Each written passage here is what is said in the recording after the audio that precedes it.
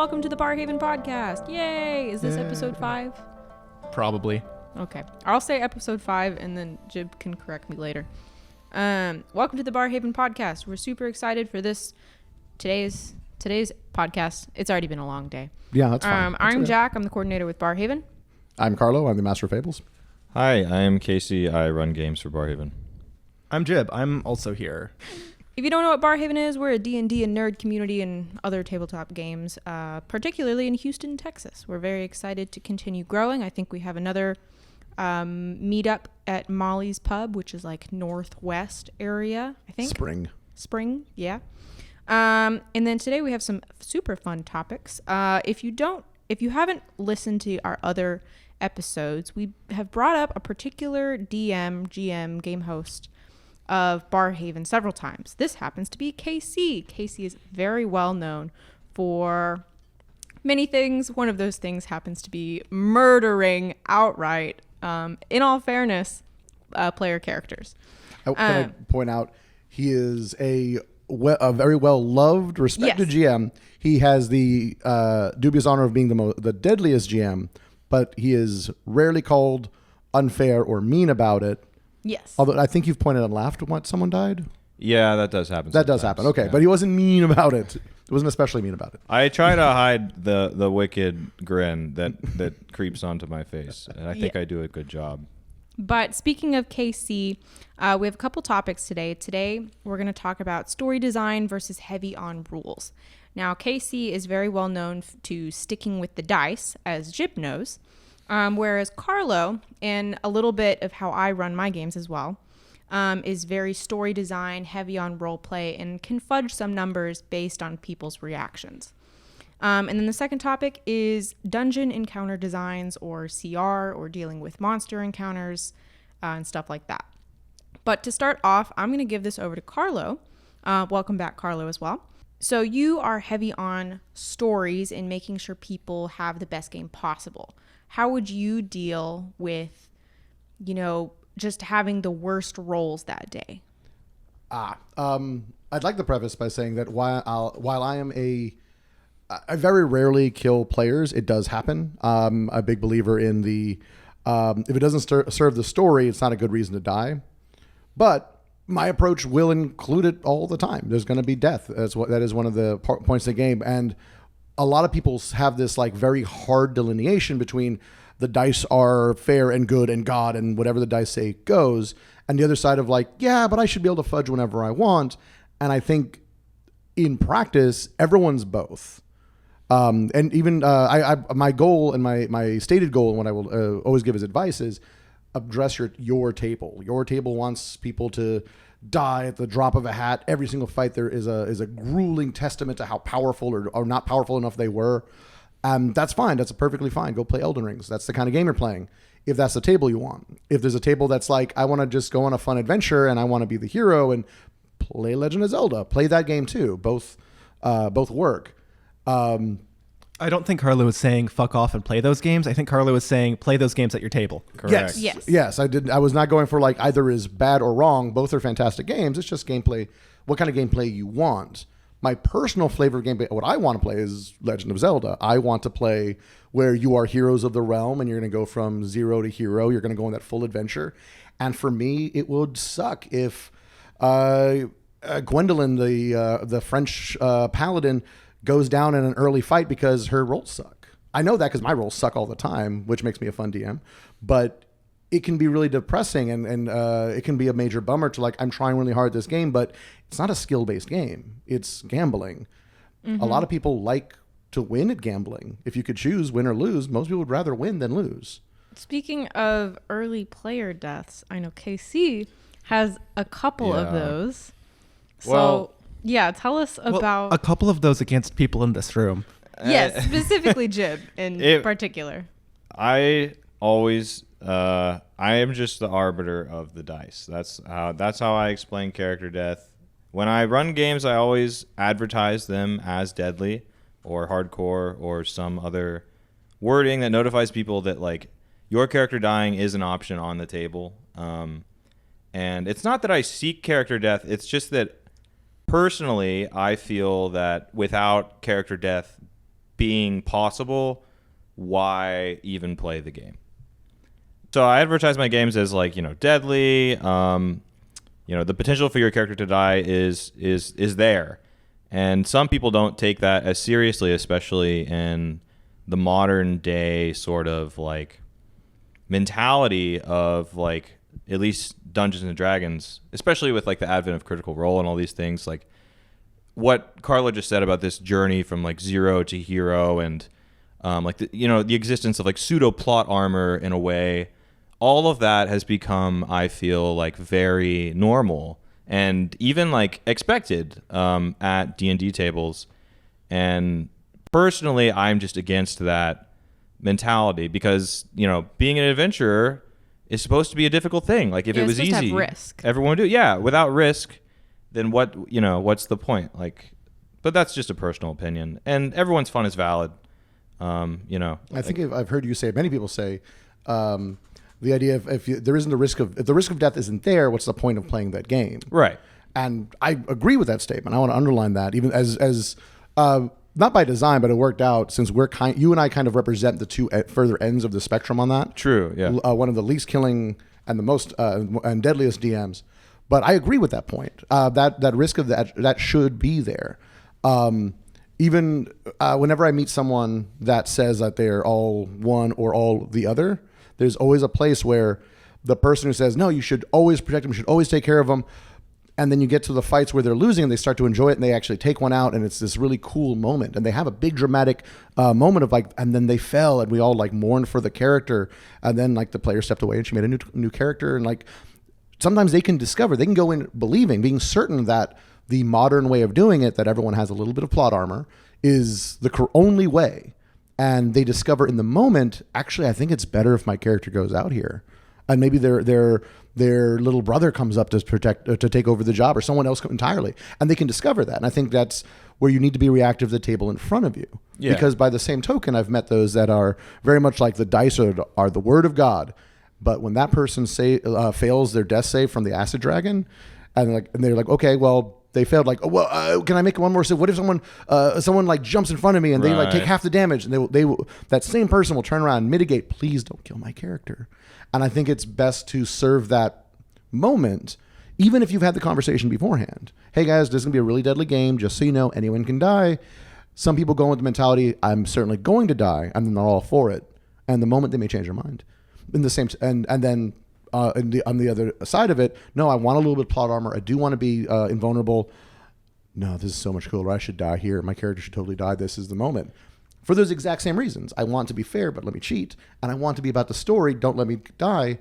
But the story's better served if I die. Right. No, yeah. And I mean, the thing about stories is every story has an end, And a lot of the times, as like a heroic adventure, a great ending is an epic death. I think, every story has an end, and the end to many characters' stories, I feel, is often best served as death in some degree or another. Absolutely. Especially if you've gone through the entire arc of a character's progression and it's just met its natural end. All the loose ends have been neatly tied. Jib, for example, had a character in my game, and they came to me and actually requested that I allow their character to die upon the completion of their final revenge. And it turned out to be a really epic ending. Yeah, this particular character was an undead at this point. It was my first character that Casey killed in the first 30 minutes of the first session. The first death was not as cinematic. I was so surprised by that. Yeah, we all bought jib shots. The amount of free shots I got that night made it worth it. So her throat was ripped out by giant weasels that emerged from the bushes of a garden. I think we've talked about this on another episode too. Yeah, the legend of the weasels and the very beginning of Ghosts of Saltmarsh. I've had 2 total party kills of that. Yeah, those things are deadly. They have super high initiative modifiers, and if they crit, first, one crit and that's somebody's gone. Yeah, level 1 players don't survive a critical hit. Nope. Yeah, level 1 players don't survive a lot of things. But most things they do, but that one, there's a lot of like kid gloves for modules for level 1 They're very sweet. Like, okay, there's one goblin. He's very tired. You sneak up on 2 kobolds. One of them's already asleep. The other one's crying. Like, they're very nice to level 1, except for that fight. Yeah. But this character got brought back after my second character unceremoniously died. I'd like to make note that this is 3 technical characters. To explain the third one, these other 2 died. Yes. And this character this came is up. the third one. We brought this character Lucia back as an undead, a reborn from Venericum's Guide to Ravenloft, and what we talked about is she wants revenge on the specific NPC, and that's half the reason she's even back. She's even able to come back. So once that was succeeded, I talked to Casey, and before that happened, I talked to Casey, and I was like, I think this character's story best ends with her getting her revenge and then immediately dying. So that's cool. That's interesting. Was this like did she die in a cutscene, or just the next fight someone chose to hit that character? No, she died in a cutscene. The way that it actually worked out was the person she was seeking her revenge against was about to escape, and she was handed a broom of flying by another player character so that she could pursue. Reached the enemy the turn before they were going to slip away. Went for the fatal attack roll. The enemy had less than 10 hit points. That's why they were fleeing in the first place. Cast a maxed out inflict wounds. Yes, but just right. the attack roll was not quite good enough. And her god had sort of abandoned her, and her powers were coming from some sort of unknown source at this point. And it was then that it was revealed that this unknown, mysterious source was actually Shar. And if Jib's character Lucia would offer her soul and her eternal servitude to Shar in the afterlife, then Shar would grant Lucia her revenge, i.e., her missed attack would turn into a hit.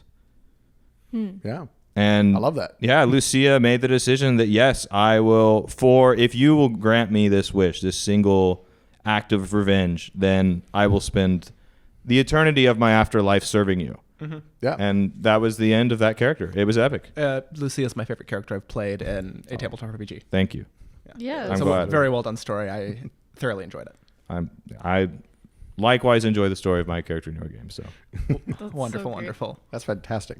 So one of the things I wanted to bring up that I do in my games, and I will admit to that.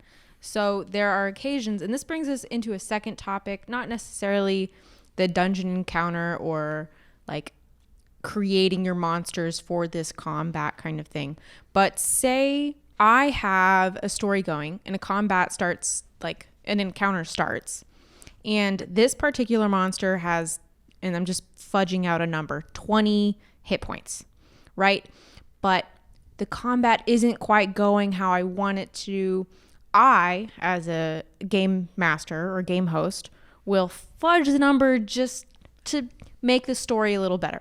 Some DMs don't do that. If they're on their last hit point, they don't change it no matter what, right? So I feel like that's very KC. yeah, that's how I do it. The dice are the gods in my games. Yeah. I'm just the arbiter, like I said earlier. I've never fudged a number in my life. I fudge. Oh, okay, I Jib's fudge on other that side things. I will be Yeah. like. There actually- are many ways for a DM to fudge things that aren't the actual dice rolls. Oh, it's hundreds of ways. Yeah. Absolutely. Yeah. like, oh, there weren't as many reinforcements as I originally planned. Or, exactly. There are much more subtle ways to do it, in my opinion. This person yeah. who you've been helping is actually has people ready to help you out. Yeah, that's the thing is like you can have all the secrets and all the things prepared in the world, but nothing actually exists until the players know about it. And I will say it's a little easier to fudge hit points. So in a lot of my games, yeah, there's a kobold which has a set amount within Dungeons and Dragons. Like Wizards of the Coast made a kobold and this is its stats. In a lot of my games, it's not necessarily a kobold, right? It's like a little creature with scales as on its back and protruding like weird horns that's coming out of its forehead, right? It's not necessarily kobold. So it's a little easier to fudge those numbers when I'm not saying a set like monster that's written out on a little, baseball card with stats. Yeah, some people might be able to remember that it's like for every quarter of a point of CR, they get another hit die based on how deadly they're supposed to be, the hit die changes. So it's based on something, a bunch of imaginary numbers about imaginary creatures. And all these different things are functionally, it's a way of changing the dice. It is a way of changing the story, because if they don't know what's back there, maybe the bad guy who was going to show up with that +1 sword they're carrying left it in the back and he's not going to use the +1 sword. Or fewer people back can show up to back them up. Maybe one of the NPCs helping out. I found this scroll. This help you. Oh my God, it's cure wounds. Great, we needed that. There are all those little things. Having a creature and saying, "Oh, the Bulldark attacks you." Bulldark? Yeah, it's a Bulldark. Buldarg. You don't know that monster? Bulldark. It's a big spider. It just doesn't have spider climb. Instead, I gave it wings. Boom, done. New creature. And so making those decisions remove their. It's kind of the same thing of putting up the DM screen, which I always put up. I always describe as like having a DM screen is the biggest admission to Gary Gygax's whole thing. You roll dice because it sounds cool, and then you just decide what happens. Yeah. And I'm not. Yeah. And he's like everyone's Gygax said. He also said this. But all these things, you find a way to make one of my favorite words, and I go on and on about it. But verisimilitude is the feeling of being real. It's the real we all agree at our table. So I have done where reinforcements arrive. I change the name of the creature so they don't know what it is. It was a troll, but maybe I made the troll be. He had a problem with ice instead of fire. Right. It's a rolt. Yeah, it's a rolt. Whole different thing. Completely different. And maybe a few extra hit points there, a few are there. Maybe they got 1 hit point left, but you know what? I think it's better if this character got that last hit. So I'm going to go ahead and say they did enough to kill it. Or your character makes a deal with a more powerful entity and you missed by the dice.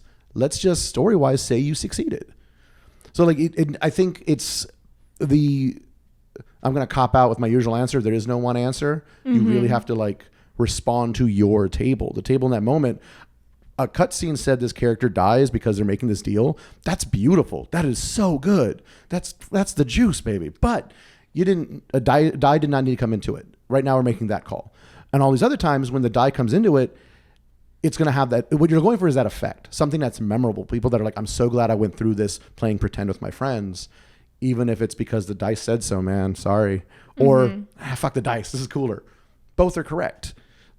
Which means I'm copping out again. Sorry, Jack. No, that's okay. That's what we're here for. I mean, both can be correct. Case by case. Yeah, case by case. But I also feel that there's a level of verisimilitude. I always struggle pronouncing that word. It took me a full 6 months to get it right. Yeah. I did it for a show, and I had to verisimilitude. Yeah, there you go. That one.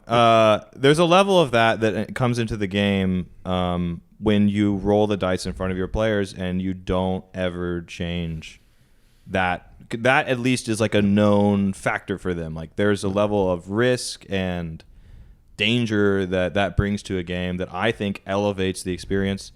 Makes it thrilling. Yeah, absolutely. I will say I all of my rolls are in front of all my players, so I don't use a DM screen. I will only fudge what's on my notebook. So say my character it's supposed to have 120 hit points, but they're not doing really well, and this one character's trying really hard. Oh, fudge, 5 to 10 hit points, depending on how they describe the way that they bashed the guy on his head, that kind of thing. Yeah. My specific thing is, look, if you're fudging for the players, go for it, dude. I don't really care. I'm not gonna be offended by as much as I would never fudge die myself, because I have my weird internal sense of this is what I want to do. This is how I want to run my game. Yeah. As long as you're not fudging against the players, then who cares? That's true. As long as you're not just being this fight was too easy. This attack actually crits. Yeah, that's a rough. sin. Yeah, that's not cool. Not fun. But I will say, if you feel the players are just romping multiple encounters, and you can tell that they want a challenge, to what Carlos pointed earlier, you have to service the table. Double the boss's hit points after the paladin crits him. Yeah. I mean, if they want a challenge, give them a challenge. Anybody can have Dragon's Breath on them. Yeah. Anybody. Yeah. It's true. Oh, if the players don't know it, nothing's true. Oh, exactly. Yes. Yeah. Yeah. Exactly. And if there's you turn the page of the book and something just goes, oh, that's what we're all here for. You want everybody on the edge of their seat, following the storyline, and if it affects them, that's 10 times better, right? Oh, If yeah. they're in front of the dragon and the dragon is on its last leg and it's bleeding forth, but suddenly, sparkles start to, and then his wings glow, and then he, gets 10 times bigger, like that, your Yeah, character's that's still sitting it. in front of him. What are you going to do about it? Well, Hit the other harder. thing too about that is like, and a large part of the reason too that I don't like to mess with the dice at all is like the players will constantly surprise you with Oh, yeah. how powerful their characters are, Clever little the bastards. ideas they Yep. come up with, just like the things that they create to solve the problems you put in front of them Yep. will never cease to amaze me, and they should never cease to amaze any dungeon master. Yeah. It is- Anyone that says they're bored, I'm sorry. I was going to say, any DM that's like, I've seen it all, like I can expect whatever. Yeah, No, they can't. They're They're wrong. lying. Yeah, They're It's lying. physically impossible for you to know, like, let's say you have 4 players. You do not know those 4 character sheets as well as each individual player knows their own. right. Oh, especially if because I know a couple episodes ago, we talked about like how much information should you tell your GM, like character background, the story, that kind of stuff. Like I will sit there and look at every single one of my spells, every single one of like my rogue's assassinate abilities, and just see like, okay, if I hide behind this barrel and my friend is within 5 feet and this person has this sort of, that you could go crazy with that. Especially if your characters / players are talking to each other behind the GM's back. You don't Yeah. know what's going to happen. Oh yeah. Which I do advocate for both. Like, feel free. I suggest yeah. you plan. Have a group You chat. were all a group that worked together. You should be able to plan some synergies. You should be. I should be able to expect that of you. Right. But I run to plenty of players that don't put that kind of homework into their character, and they're like, "I'm what's a cunning action? You're level 8, dude. What do you mean? What's a cunning action?" Oh my God, I've been there. Yeah. So and that's not to say like as a result go easy on them every time. I'm going to do the bad thing, and I'm going to say the bad thing. Because I always roll in front where everyone can see my dice roll. I still cheat. I full on have switched dice on people. I have also decided to crit on somebody. You heard that from Carlo's lips, everybody. Carlo I- cheats. Yeah, absolutely. Oh boy. I have never been terribly interested in fair fights in my entire life. I will always The villains aren't interested in a fair fight either. No, why would they? I've often said, like, I'm not a good person. I'm trying to be a good person. Oh my goodness. Are we all? I would hope. But I have used these only when I'm not going to like crit because I want to kill this player and I'm going to get them. It's not that. In moments where that, and it is full on. I swipe the dice. I just swap the dice out. It's a hand pass. It's very easy to do. Anyone can learn. I'll teach it to you. I'll teach you how to cheat at D&D. Well, it's technically for cheating at dice and rolling Yeah, dice in yeah, general. yeah. But sometimes, like, I want to do. I'm going to roll a bunch of d6, but I'm only going to do like 4 damage. Nah, fuck that. Let's do 15. Like, Why did this green dice turn purple? no, Yeah. for step 1, you buy dice that look like each other. Oh yeah. but I'm just saying that obviously should not be the usual goal. That should be something where it's very sparingly used in a way that brings that thrill. Right. Because I just roll like shit naturally. My numbers are weirdly low. Yeah, no, that happens to people. It's a real thing. It's been 30 years. Yeah. So it helps people. I think it helps my tables because they get those thrilling moments that the numbers aren't going to give to me. Even if I do have I see. they're all level 4 and this is an adult dragon with cronies. This should not be in their favor. It's a fairish fight. Yeah. It's a fairish fight. That's a pretty bad case of who's the famous guy that famously like rolls low. Oh, Will Wheaton. Yeah. Yeah. That's what you've got. Yeah, Whatever he's got, that's what you've got.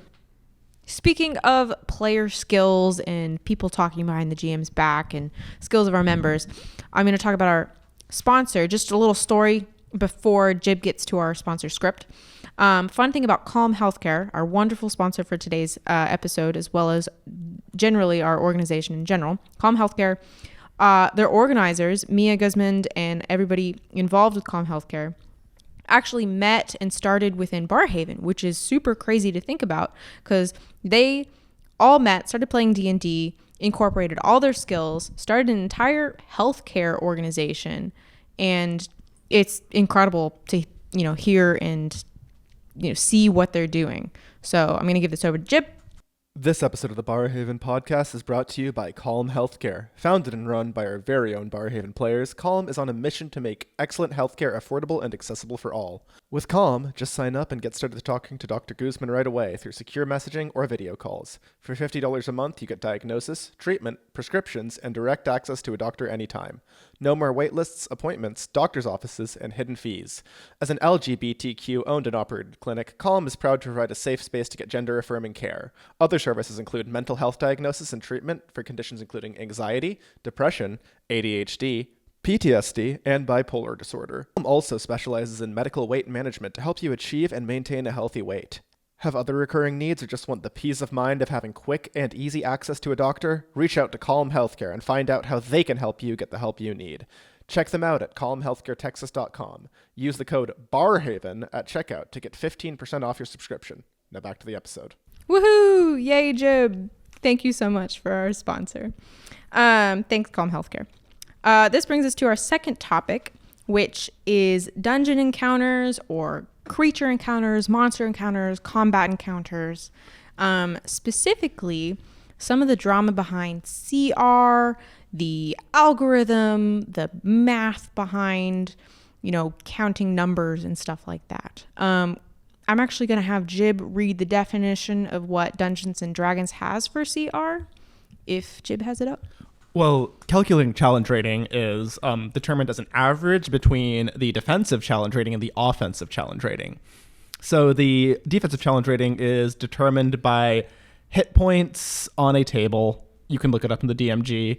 And then you look at the armor class, and if it's at least 2 points higher or lower than the challenge rating, adjust the challenge rating by its hit points up or down by 1 for every 2 points of difference. This is already too complicated for me. The other way to read the equation would be to add those numbers, divide by 3, and that will give you the defensive. Then you will do your spell DC if you want. You don't have to. You can, along with the AC and a save. Putting those numbers together, then you divide that by 3, and then that number added together, and that is how you find your CR. You'll notice first that's confusing garbage. It is. I will say I pick monsters based on does it look cool? That is a way better metric than the CR system. Like how best can I describe this? That's how I pick the monster. Yeah. CR, more like CR not. Wow. Go on. We just Jib, that was No, great. please finish. I did. CR not? Yeah, it's not. Okay. That's fair. We just had for our GMC, our gaming masterclass, we just had the CR is a lie. Because the initial strokes of a CR do make a sense. I generally say that for level 1 players, it just doesn't work. Because the CR is based on you have 4 players. All of them are equally competent, equipped, and the same level. That's how you find the CR. The number the reason you add everything else and divide it up, that's where you get the CR. That's a fair CR. So if you have 4 reasonably equipped, 4 level 5 5th level characters, and they can fight up to a CR5 creature. That's the idea. That's Right. And from level 1 to 2, 3 in there, it doesn't work very well. 3 to 6, it works okay. 6 to 10, it starts to get shaky, and after that, the margin of error is so huge, it becomes basically useless and no different than just picking at random. Yeah. After level 10, nothing makes sense anymore. Right. Yeah. It does. Sorry. No, go ahead. You have no idea like what your players, like their characters can handle, because you can have, objects like magical items, right, involved with this player character and all of their actions. But then you can also have like all of they leveled up to, level 13. They have so much behind them. They're working with their, fellow, party members. Or NPCs. NPCs. And they have all this, like part of the story magic quest. items. They have all these things. Yeah. And that's the other thing that everyone forgets. The CR system is built on a party of 4 adventurers that are not equipped with any magic items. And that includes magic weapons. The correct equipment for their level. I don't think so. Well, that's the phrasing it uses. It's supposed to be like reasonably equipped. It specifically leaves out if they should have magic items. Yeah. If they should have magic armor. If they should have potions. That's not answered because it's just reasonably equipped. Yeah, the way I've heard it is that when they built it, it was assumed that the party had no magic items. But that I could be wrong. That could be hearsay. I don't think that's the case just because for all the faults of 4th edition, it was built around the assumption that by this level, this is how many magic items you have. Well, you say that, but then also there's all these monsters in the monster manual that have resistance to damage from non-magical slashing, piercing, and bludgeoning. The amount of things they leave out of the equation is monumental. Right. Because and remember, it even assumes that the players are all equally good at playing their role. This might be somebody's first rogue, and they're gonna ask the same, like, what's a cunning action question, or the barbarian might be really clever. The wizard might not be a very like tactful tactician. It doesn't think tactically. Yeah. Excuse me, I have small stroke. Doesn't think tactically, and maybe they just want to blow stuff up. These are valid ways to play that are not answered to. By the same token, the CR doesn't include, well, what if the creature flies? How many DMs out there have like said you cannot play an Aarakocra in my level 1 to 3 campaign because flight would ruin the game? A lot, yeah. Yeah, but with a CR 2 or 3 creature, they might have flight or a swim speed, or they are amphibious, or they are resistant to any damage that isn't magic or so. Yeah, or they can cast 3rd level spells and they have access to hypnotic pattern. Yep. Or fireball. Like there are some spells that are not created equal, you know, and any one of them can just happen to roll a lot of extra points. Yeah. And the equations assume that the monsters will get about an average level of damage, which assumes either they miss every other attack or they will crit and then not hit anybody for a while. And I can actually read how the challenge rating is defined in the monster manual, which is, I think, a better way to look at it. Would Quote, help. an appropriately equipped and well-rested party of 4 adventurers should be able to defeat a monster that has a challenge rating equal to its level without suffering any deaths. Yep. Fair. Not even like handedly or interestingly, just they shouldn't suffer any deaths. Right, yeah. It leaves so... And here's the thing. After I've just taken the piss and all over CR, here's why I defend it. It's not D&D. Dyed in the Wool is all about going on that journey from a beginner to someone who knows what they're doing, level 1 to level 20. And I think whether or not they did it intentionally, the dungeon master is treated the same way. You're going to play a level 1 dungeon master for some level 1 adventurers. In that moment, all you have to go on is the very basic information of, I guess they can fight this many goblins, and that'll work pretty well. And as you get further away from the beginning of the game, that gets harder and harder. There are more and more options, more and more weird creatures. You want to throw something at them that they're not expecting because you get that same experience. So when you get past level 10, at this point. This is why I so often tell people, like, it's better if you like play a few games, get up to level 10. Don't start at level 10. Don't do level 10 one shot. Play games and play a regular level 10 character. Yeah, because you learn more about how you play your character. Your DM learns how to be prepared and have interesting fights for you. The DM needs to learn that too, because the equation just won't cut it. No, yeah, I mean, it really is like any game. Like it's best to learn the abilities in, practice. Yeah, in practice, but also in intervals, Like it's easy to learn just cunning action and sneak attack. It's much harder to learn cunning action, sneak attack, evasion, all of your arcane trickster spells. Like all of this at the same time is just overwhelming. So, absolutely. Yeah. Speaking of rogues, no one ever understands how the assassin works, but that's not worth our time. Yeah. No, That's a you're whole very right episode. about that. It could be. I say that as somebody who plays the rogue assassin in Yeah. every single game. Yeah, it's a difficult to There's just so many understandability. things involved. It just means if you have not planned and prepared for every single possible thing, you don't get your bonuses. Right.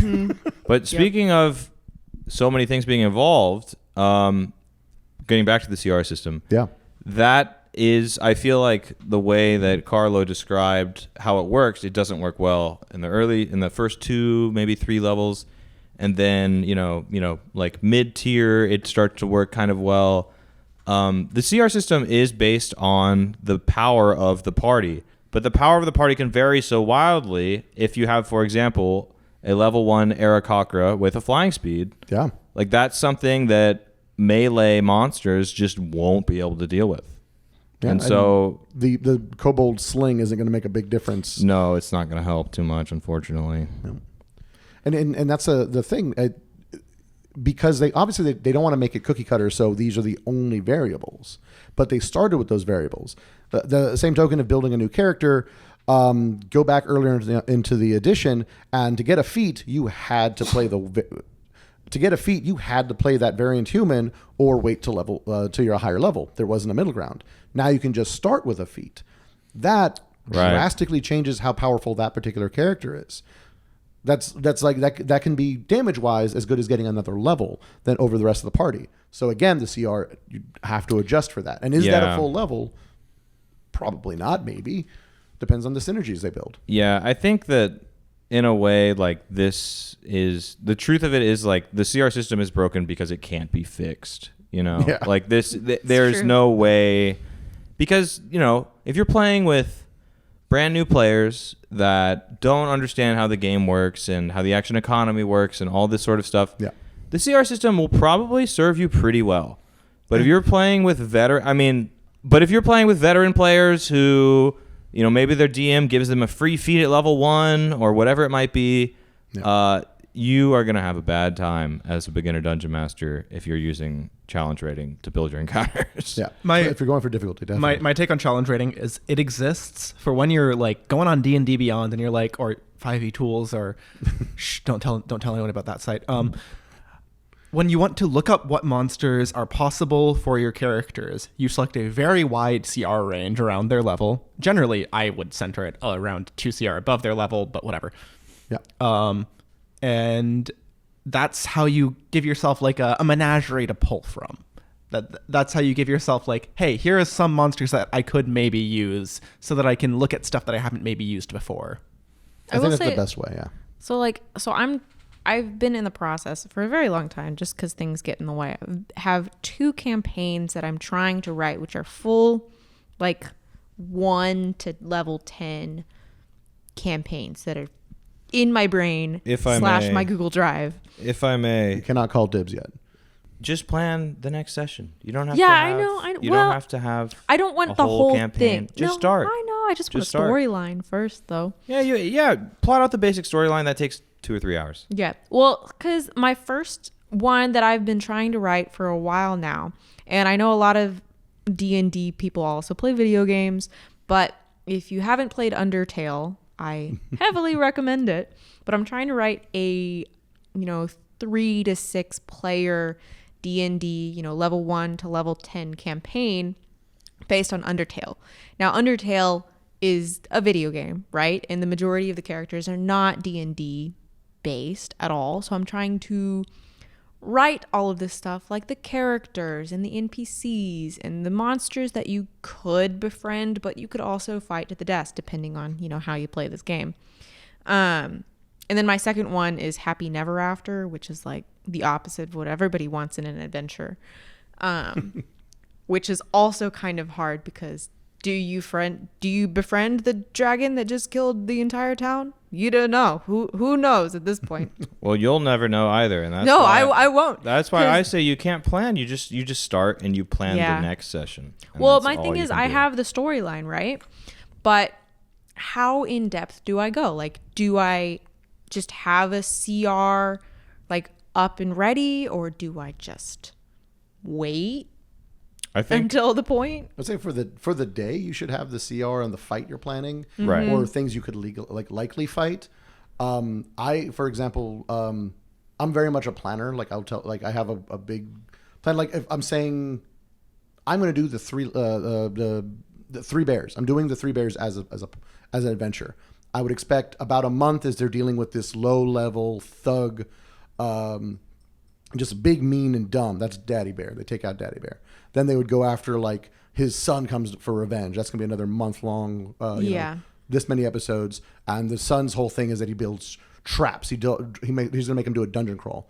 And then Mama Bear is the true big bad who wants revenge for her family, and she's the magical caster. Yep. That's my story.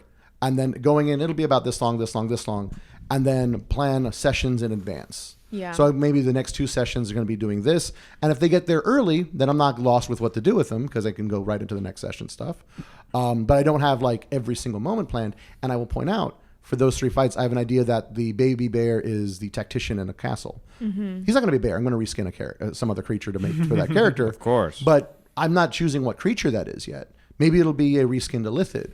Maybe a reskinned Bodak. It kind of depends on when I get there, what feels right. Carlo, you're an expert at writing an evil campaign.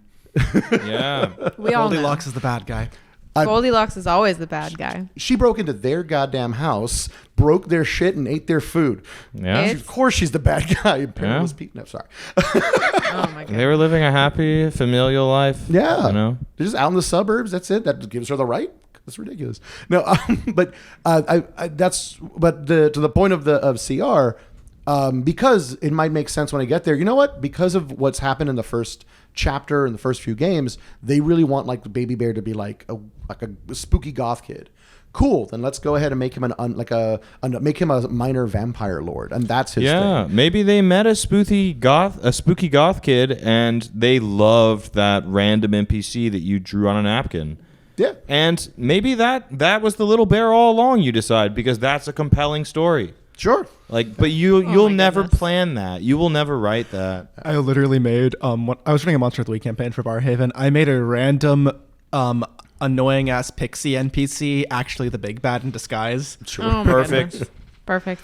Now, Okay, well, you can't get a good twist if you do that. Yeah. Because my favorite thing is twists when people like months later like, wait, so the guard that we met in the very beginning, yeah, he's the mayor's son. So had we just gotten along with him, none of this would have happened. We did what to ourselves? And they just... Yeah. You can also get twists if you do plan, but you don't have to do twists. Nothing wrong with not doing twists. Just don't try to make it a twist that wasn't planned because someone's going to go like, wait, this doesn't make sense. That's definitely a high level DMing topic, I would say. Yeah, that's Oh, yeah. that's a different Yeah. headache. That is proof I should date more. oh my goodness. Okay. Well, if anybody's ever interested in getting involved at BarHaven, we have locations all over Houston, pretty much 7 days a week. I think we're at like 9 or 10 different venues Maybe across 12 by the end of the week. I don't know. 12. I don't know. Who knows by that point. We have all of our social media. Our schedule is always up to date. Our website all has the right information. If you have a favorite GM, DM, vetted BarHaven game host, let them know if you want a campaign, just, have it in their head, plant the seed, tell Casey to kill your character. Wave money. I will. But Tell me not to. I will anyways. yeah, it's true. He believes in the dice. But this has been, I can't even words. This has been the BarHaven podcast. I'm Jack. I'm the coordinator with BarHaven. I'm Carlo, the master of fables. I have been proclaimed the butcher of BarHaven. My name is Casey. Ooh, we should get Patch. I'm Jib, audio engineer and stuff. Also GM. And Sometimes. they're just lovely. It's true. Jib's great.